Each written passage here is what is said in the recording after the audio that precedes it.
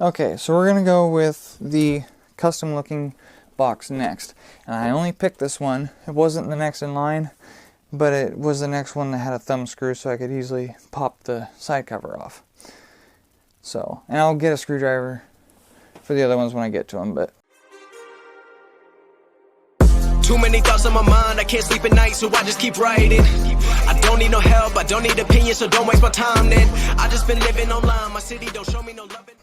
So just like the other one, since this one has broken USB, like I mentioned before, you have the USB here. If it's hooked up to the motherboard, it will work. If it's not, then yeah, it's decorations. So now the back of this one, ooh, that looks fancy right there. Okay, I don't actually know what this is. I'm assuming it would be some type of, oh, okay, antenna. So it's a wireless network interface card, because antenna and activity, so that tells me it's a wireless. It's just the antenna's not there anymore. Then you got 1394, so Firewire still, serial, PS2. Wow, this could still be a really old setup, and no one dusted it. So you got your audio, your 4 USB 2.0, your, it's like a reverse male,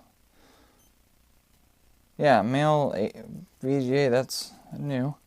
And then I'm not exactly sure, I don't know what that is, I'll be honest. And then that's just your typical printer port like on the last one. So let's dive in and see what's on the inside.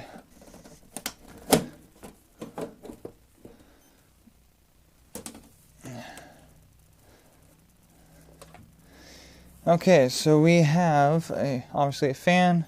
It's going to fan only power connector. And let's, oh my goodness.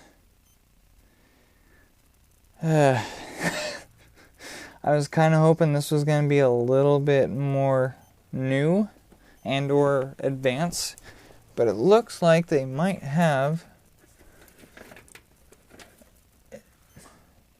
Okay, I'm going to plug this. Oh, okay, I see what they did. So they have a serial to parallel ATA adapter going. Oh no, it's not an adapter, it's just a straight up. That is interesting.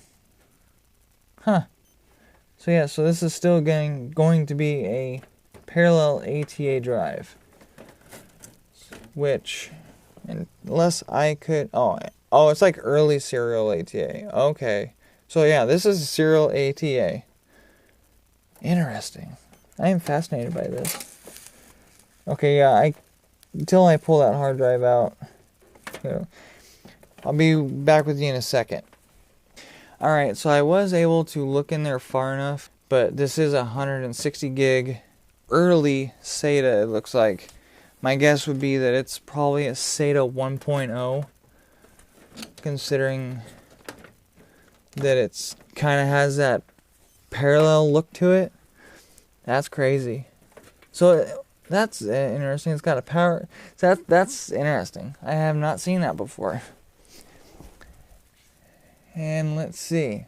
Oh, I didn't check the power supply on the other one, but I'm pretty sure since there was really no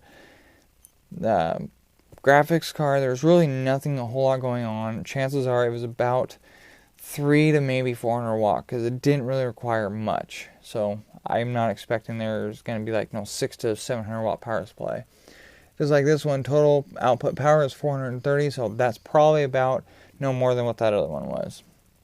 But I will check it out once we dive a little bit more into it. Let's see, but same thing. Yeah, don't mess with those. That's the don't do what I did.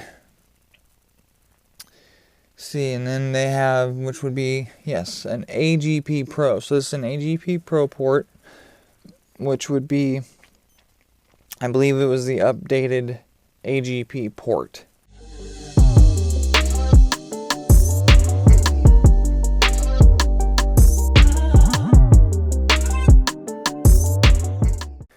And then RAM-wise, we have another one stick, and it's actually Kingston, which is a decent brand. It's usually what I run. Trying to see 2.6 volts, so it's going to be up there. Okay, so it looks like we maybe have 1 gig, because KVR 400, so 1 GR. I'm not familiar with 1 GR, but 400 megahertz, I would say, at 1 gig. So chances are it has 1 gig of RAM at 400 megahertz, which my guess is that's going to be a DDR. See, there's another sticker up here. Can't get.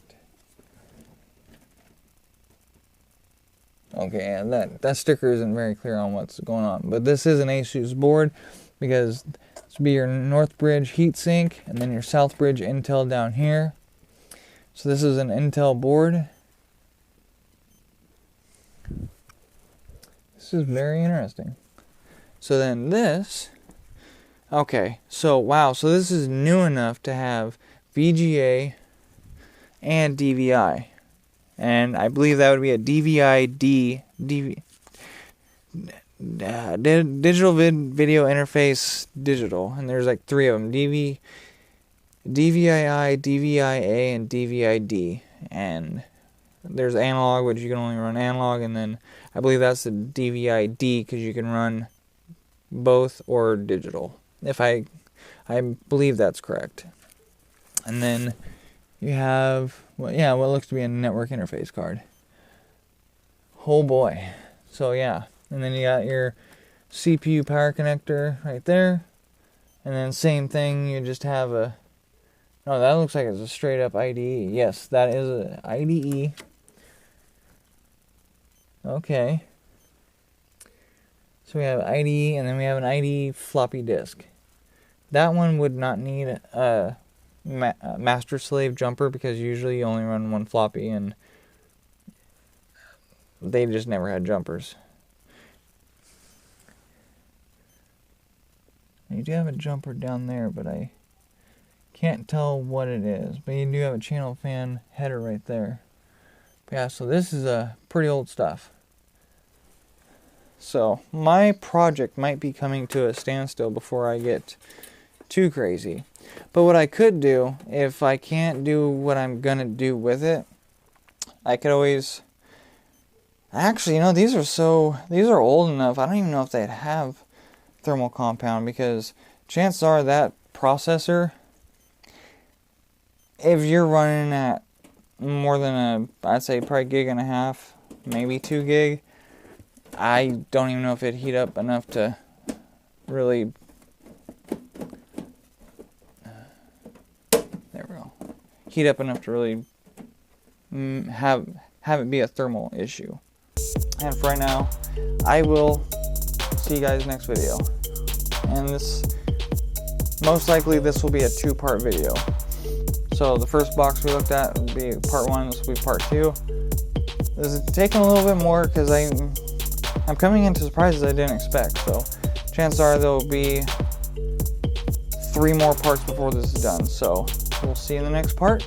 Hope you're enjoying the tour. I'm completely shocked by all this. I really thought it was going to be more modern, at least last 10 years. But hey, you know, this is interesting, fun stuff. So I can't wait to see what else we find. So until next video, thumb up, subscribe, and we'll see you next time. Techie Garage is out. See you guys later.